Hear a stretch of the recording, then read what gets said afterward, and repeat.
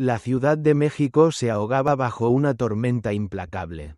Las luces de neón de la Avenida Reforma se reflejaban en el asfalto como diamantes rotos.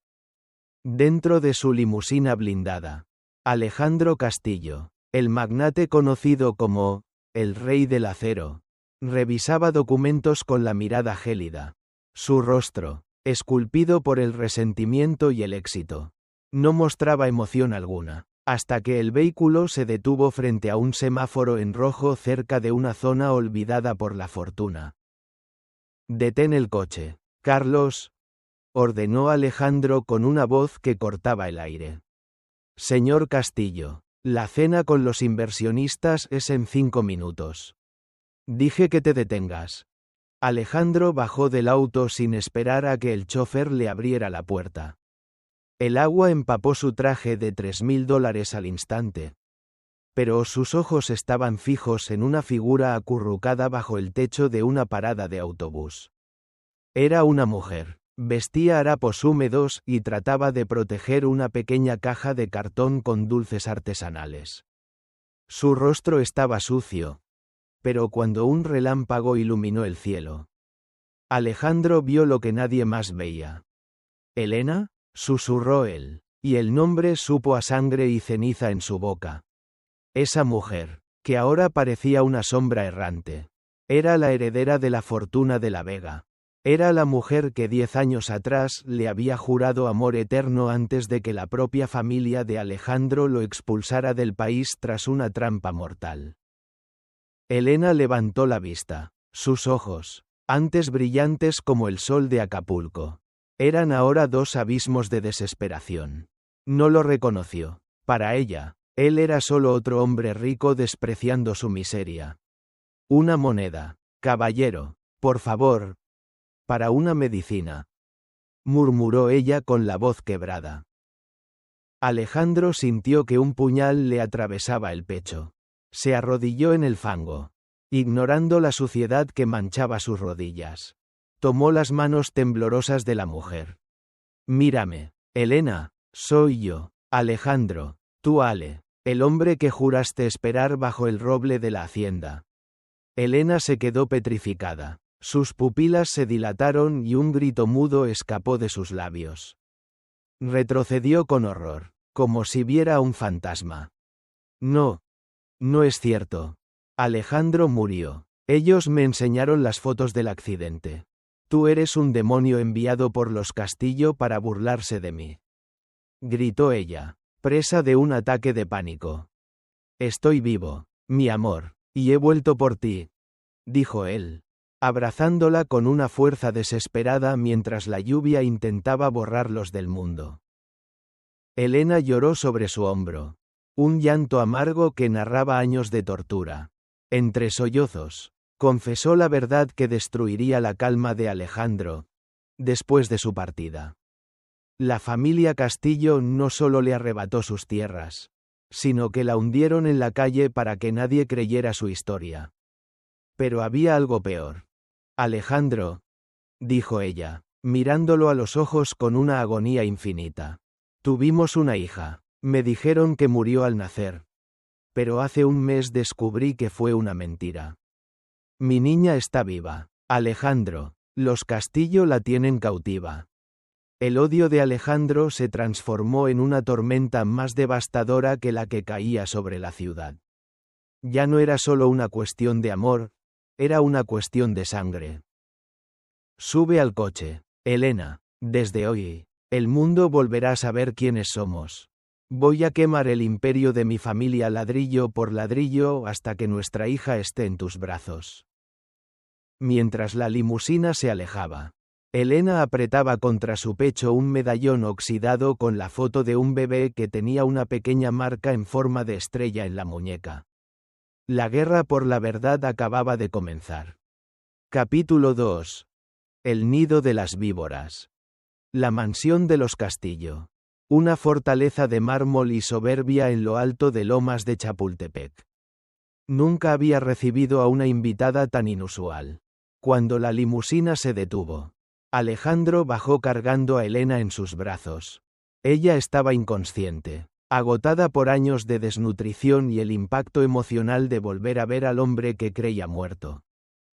Llamen al mejor médico de la ciudad. Ahora, rugió Alejandro mientras cruzaba el vestíbulo. Las sirvientas retrocedieron aterrorizadas, pero una figura permaneció inmóvil en lo alto de la escalera de caracol. Doña Leonor Castillo, la matriarca de la familia. Vestía un traje sastre de seda negra. Su mirada era un arma blanca capaz de cortar el alma de cualquiera. ¿Qué es este espectáculo, Alejandro?, preguntó doña Leonor con una calma gélida. Has traído basura a mi casa. Ese animal que cargas está manchando las alfombras persas con su miseria. Alejandro se detuvo y miró hacia arriba. Sus ojos ardían con una furia que hizo que incluso Leonor parpadeara. Esta basura, madre, es la mujer que tú y mi hermano intentaron destruir. Esta es la mujer que debió ser mi esposa si no fuera por sus mentiras. Y desde hoy, ella es la dueña de esta casa tanto como yo. Leonor bajó los escalones lentamente. El sonido de sus tacones resonando como una sentencia de muerte. Se detuvo a centímetros de su hijo y miró el rostro pálido de Elena con un desprecio infinito. Esa muerta de hambre perdió su derecho a este apellido hace mucho tiempo, susurró la anciana. Ten cuidado, Alejandro, el poder que has acumulado en el extranjero no te servirá de nada si decides desafiarme. Ya no soy el niño que pudiste desterrar. Leonor, si no quieres que entregue a la policía las pruebas de tus fraudes fiscales, te sugiero que le prepares la suite principal. El silencio que siguió fue una declaración de guerra. Leonor apretó su rosario de plata hasta que sus nudillos se pusieron blancos, pero finalmente se hizo a un lado. Horas más tarde, tras ser bañada y vestida con sedas finas por enfermeras privadas, Elena despertó. El lujo que la rodeaba le parecía una cruel alucinación. Alejandro estaba sentado a su lado, sosteniendo su mano. Estás a salvo, Elena, nadie volverá a tocarte, le prometió él con ternura. Alejandro. La voz de ella era un hilo. No es por mí, es por ella, mi hija, nuestra hija, no es una sospecha. Alejandro, hace un mes, una de las antiguas nanas de la familia me buscó en el mercado antes de morir.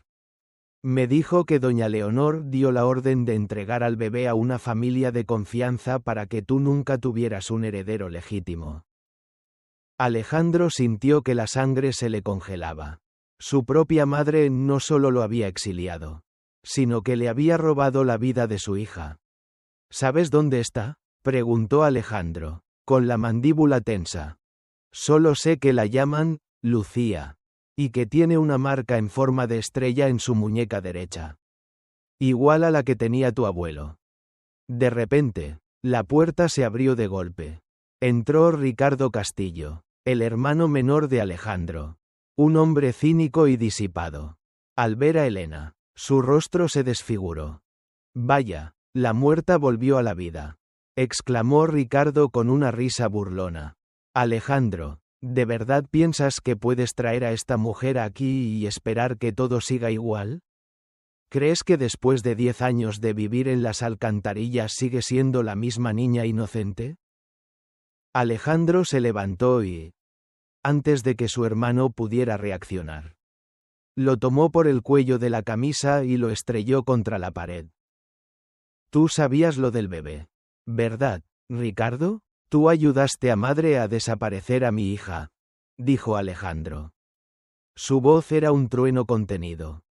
No sabes en lo que te estás metiendo, hermanito, jadeó con acento agudo Ricardo con una sonrisa maliciosa. Si intentas buscar a esa niña, desenterrarás secretos que harán que desees haber muerto en aquel accidente. Alejandro lo soltó con asco y miró a Elena, quien temblaba en la cama. El rey del acero sabía que su fortuna no bastaba para recuperar a su hija y sanar el corazón de Elena. Tendría que convertirse en el monstruo que su madre siempre quiso que fuera. La mañana en la Ciudad de México trajo una calma engañosa. Mientras Elena se recuperaba bajo la vigilancia de médicos leales, Alejandro no perdió un segundo. En el despacho privado de su mansión, rodeado de pantallas y guardaespaldas, se reunió con Felipe Valdés, un ex agente de inteligencia y su hombre de confianza para misiones imposibles. Felipe, necesito que encuentres a una niña. Debe tener unos 9 años. Su nombre oficial podría ser Lucía, pero lo que la identifica es una marca de nacimiento en forma de estrella en la muñeca derecha, dijo Alejandro, entregándole un viejo boceto que Elena había dibujado de memoria. Es una aguja en un pajar, jefe, pero si doña Leonor estuvo involucrada. Hay un rastro de dinero. Ella no regala nada. Siempre invierte. Buscaré en las instituciones que ella patrocina, respondió Felipe antes de desaparecer entre las sombras. Mientras tanto, en el jardín de la mansión, una tragedia estaba a punto de ocurrir. Elena, sintiéndose con más fuerzas, decidió caminar un poco para respirar aire fresco. No sabía que desde el balcón del segundo piso, doña Leonor la observaba con el gélido desprecio de un verdugo. Esa mujer es una mancha que se rehúsa a salir, susurró Leonor a su asistente personal. Un hombre sombrío llamado Hugo. Asegúrate de que su recuperación sufra un percance definitivo. No quiero sangre en mi jardín. Que parezca un accidente del corazón. Hugo asintió y se dirigió a la cocina. Minutos después, una de las nuevas doncellas, bajo las órdenes de Hugo, le sirvió a Elena un té de hierbas supuestamente relajante. Pero antes de que Elena pudiera dar el primer sorbo, Alejandro entró al jardín, hablando por teléfono, al ver la taza en la mano de Elena. Un instinto protector, casi sobrenatural, lo hizo detenerse. Elena, espera, gritó Alejandro, tirando el teléfono al suelo. Corrió hacia ella y le arrebató la taza, tirándola contra el pavimento. La porcelana se rompió y el líquido humeante quemó un poco de césped, que comenzó a marchitarse de inmediato. Elena se llevó las manos a la boca. Horrorizada, Alejandro miró hacia el balcón. Pero Leonor ya se había retirado.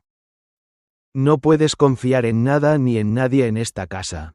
Elena, dijo Alejandro, abrazándola, a partir de ahora, solo comerás lo que yo mismo prepare o lo que traigan mis hombres de confianza. Esa misma noche, Felipe regresó con noticias impactantes. Había encontrado registros de una donación masiva hecha por la Fundación Castillo hace 9 años al internado de Los Ángeles. Un lugar exclusivo y discreto en las afueras de la ciudad, donde las familias más ricas esconden sus errores.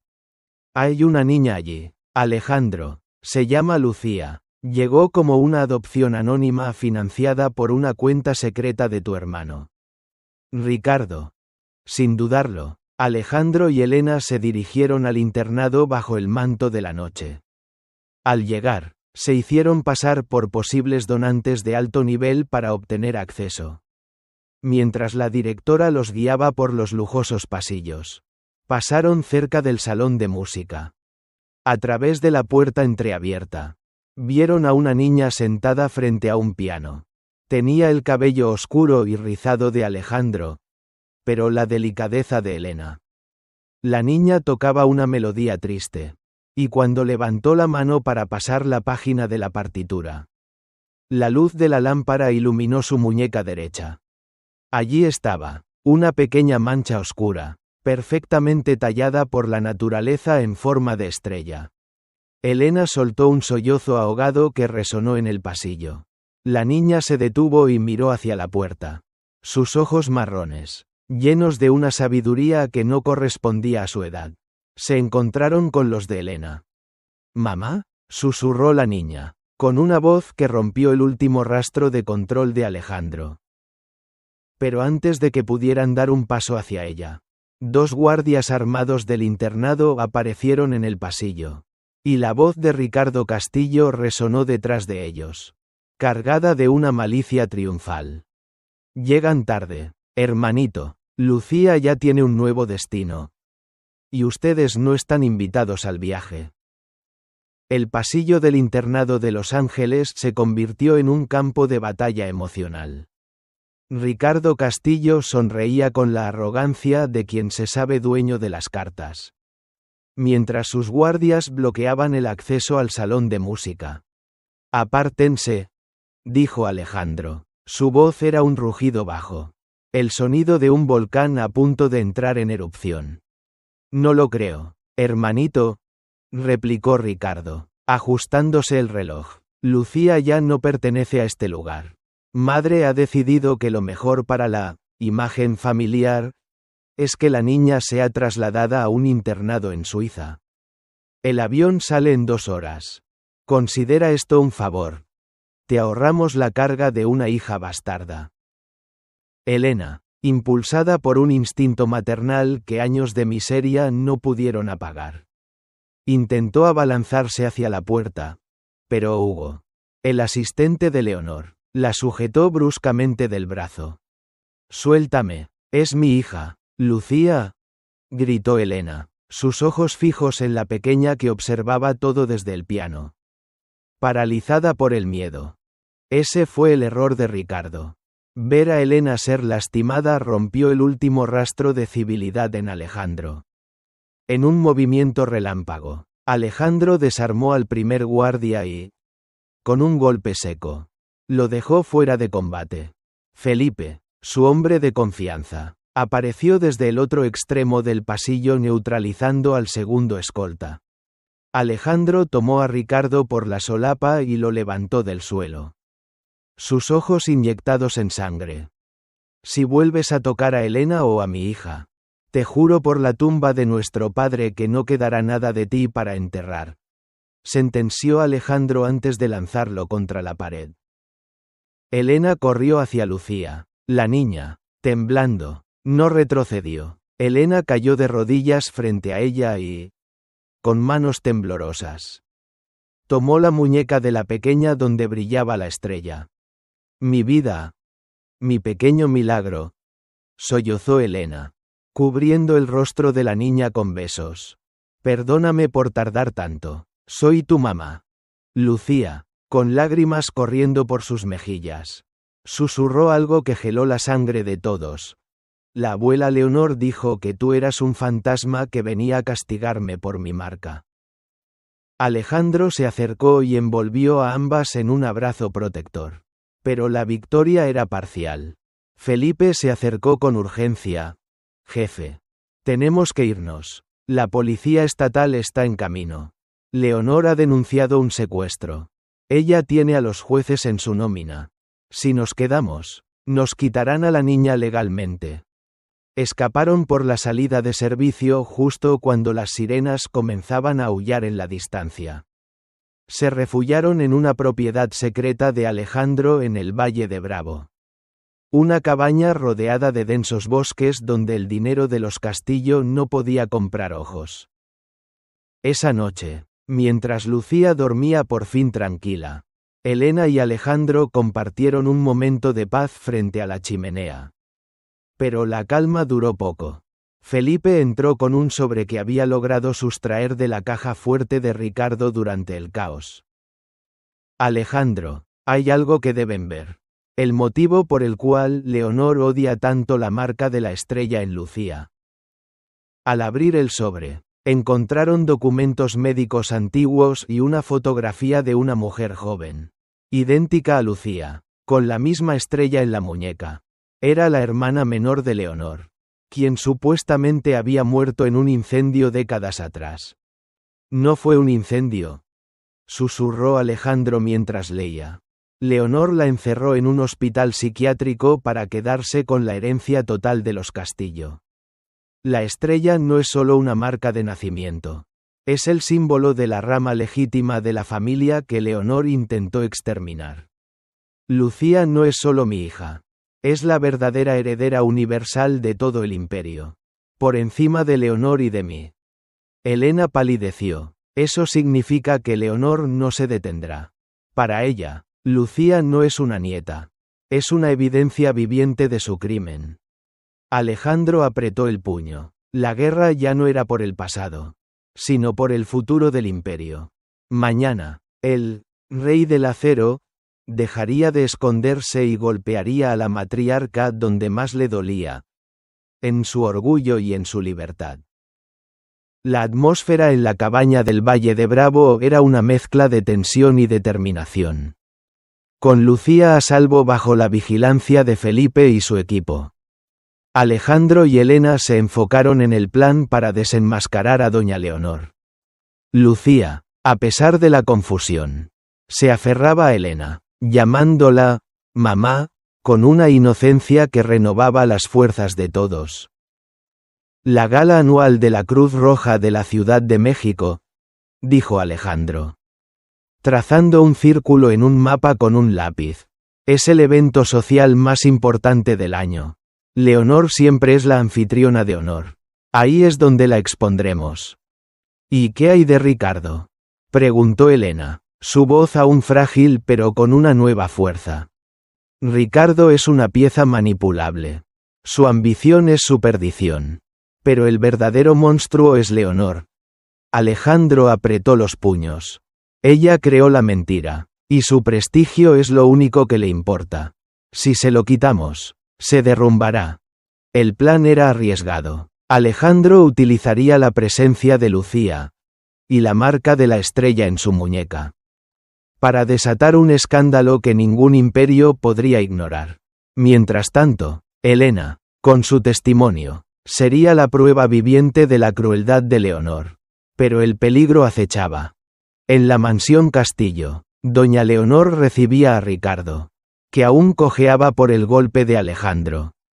Es inaceptable. Madre, Alejandro tiene a la niña.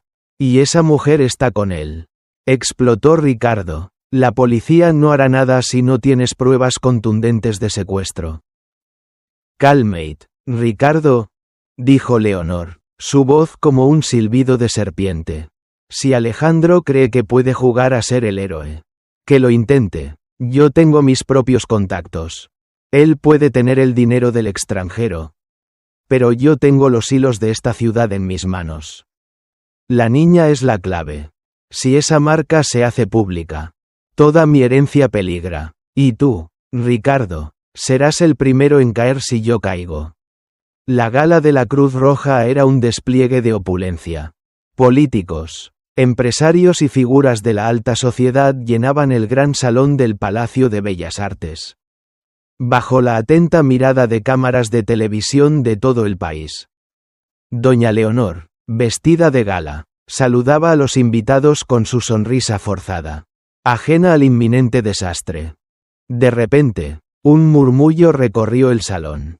Alejandro Castillo entró del brazo de una mujer radiante. No era Elena, sino Isabela Montiel, una famosa abogada de derechos humanos y activista social, conocida por su ética intachable y su influencia en los medios. Su presencia ya era una declaración. Los ojos de Leonor se clavaron en Alejandro. ¿Qué significa esto? ¿Alejandro? ¿Un nuevo capricho? Madre. Solo vine a saludar y a hacer mi donación anual a la caridad, respondió Alejandro con una sonrisa fría. Mientras tanto, en un área discreta, Elena, vestida elegantemente, se mezclaba con el personal de catering. Llevaba una pequeña grabadora oculta y su misión era acercarse a los viejos colaboradores de Leonor para intentar obtener alguna confesión. Por pequeña que fuera. Ricardo, visiblemente ebrio y resentido, intentó acercarse a Alejandro con un vaso de champán en la mano. Felicidades, hermanito, siempre el favorito, ¿verdad? Pero no creas que has ganado. Esa niña, ella es un problema que ni tú podrás manejar. ¿Problema, Ricardo? ¿O el recordatorio de un crimen que tú y madre han intentado enterrar? Alejandro sonrió, sabiendo que las cámaras los estaban enfocando discretamente. El momento culminante llegó durante el discurso de doña Leonor. Ella subió al estrado, lista para recibir un premio por su labor altruista, justo cuando comenzaba a hablar. La música del salón se interrumpió abruptamente. Todas las pantallas gigantes que mostraban la transmisión en vivo de la gala.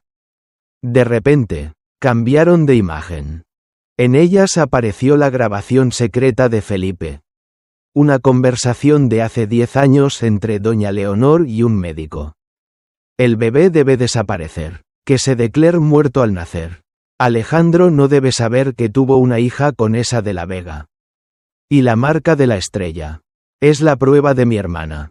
No podemos permitir que ese símbolo regrese a la familia. La voz de Leonor resonó por todo el salón. Clara y aterradora. El salón estalló en un caos. Los susurros se convirtieron en gritos. Las miradas de admiración en repudio. La reina de la caridad se quedó paralizada en el estrado. Con el rostro descompuesto.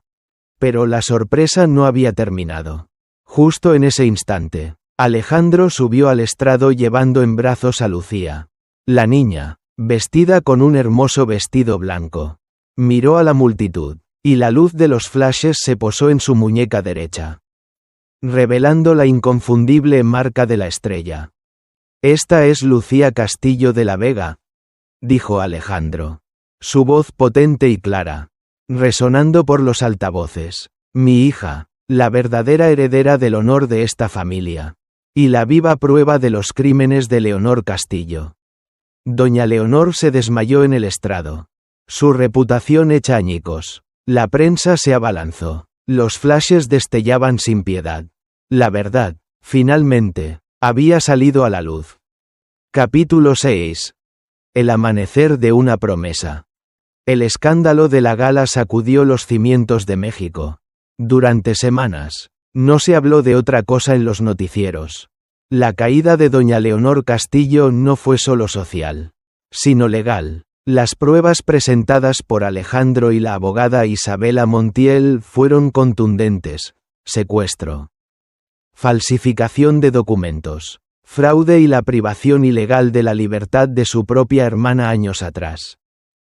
Doña Leonor, despojada de su orgullo y su fortuna, terminó sus días en una celda de alta seguridad, enfrentando la soledad que ella misma sembró. Ricardo, en un intento desesperado por huir del país con el poco dinero que le quedaba, fue interceptado en la frontera.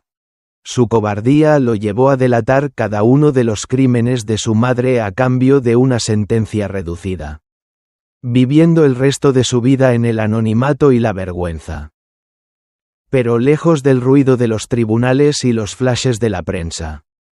En la hacienda, La Estrella, el ambiente era muy diferente. Era una tarde dorada en el campo. Alejandro caminaba por los jardines restaurados, observando cómo Lucía corría tras un cachorro de labrador. Elena estaba sentada en un banco de madera, bajo el mismo roble donde 10 años atrás se habían despedido con promesas rotas. Ahora, Elena lucía radiante. La salud había vuelto a su rostro y la paz a su mirada. ¿En qué piensas?, preguntó Alejandro, sentándose a su lado y tomando su mano. En que hubo momentos, en aquellas noches frías en la calle, donde pensé que Dios me había olvidado, respondió Elena, recostando su cabeza en el hombro de Alejandro. Pero ahora entiendo que cada paso, por doloroso que fuera, me trajo de vuelta a ti. Y a ella. Alejandro la besó en la frente. El Imperio Castillo ya no existe. Elena, lo que queda es nuestro. He transformado la empresa en una fundación que ayuda a mujeres en situación de calle y a niños desaparecidos. No quiero que nadie más viva el infierno que tú pasaste. Lucía se acercó corriendo, jadeando de risa, y se sentó entre los dos. Papá, mira, dijo la niña, señalando el horizonte. El sol se estaba ocultando, tiñendo el cielo de un naranja intenso. Y justo encima de las montañas, la primera estrella de la tarde comenzó a brillar con una intensidad inusual. Lucía levantó su muñeca derecha. Y por un momento, la marca de su piel pareció brillar en sintonía con el cielo. «Es tu estrella, Lucía», dijo Alejandro con voz profunda. Es el símbolo de que, sin importar qué tan oscura sea la noche, siempre habrá una luz que te guíe a casa. Esa noche, bajo el manto protector de la hacienda, Alejandro se arrodilló frente a Elena. No había cámaras, ni inversionistas, ni enemigos, solo ellos tres y la verdad. Elena de la Vega, me tomó 10 años y una vida entera encontrarte de nuevo. No puedo recuperar el tiempo perdido. Pero te prometo que no habrá un solo día en el que te falte amor. Ni a ti ni a nuestra hija. ¿Quieres ser mi esposa y empezar, por fin, nuestra verdadera historia? Elena, con lágrimas de felicidad absoluta, asintió. Sí, Alejandro, 1000 veces sí. La historia del Rey del Acero y la mujer que sobrevivió a las sombras terminó como debían terminar las leyendas, con el triunfo del amor sobre la ambición. La marca de la estrella ya no era un secreto que ocultar, sino el sello de una familia que aprendió que la verdadera riqueza no está en el mármol de las mansiones, sino en la fuerza de una promesa cumplida.